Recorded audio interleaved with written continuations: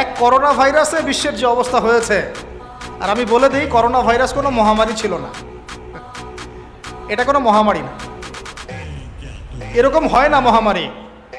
মহামারী মানে একটা এলাকার র্যাপিডলি মরে ধুয়ে সাফ হয়ে যাবে,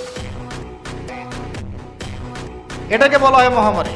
আপনার জ্বর হয় আমার হয় না, আপনি মরেন আমি মরি না, আপনার বেশি ইফেক্ট হয় আমার হয় না, এমন মহামারী সার্কাস মহামারী হয় না। এগুলো কোনো প্যান্ডামিক না, ওগুলো বুঝায় মানুষকে।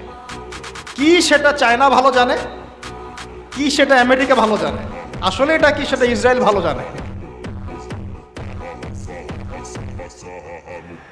আর আমাদেরকে মিডিয়া দিয়ে যা গেলানো হয়েছে সেটা আমরা জানি।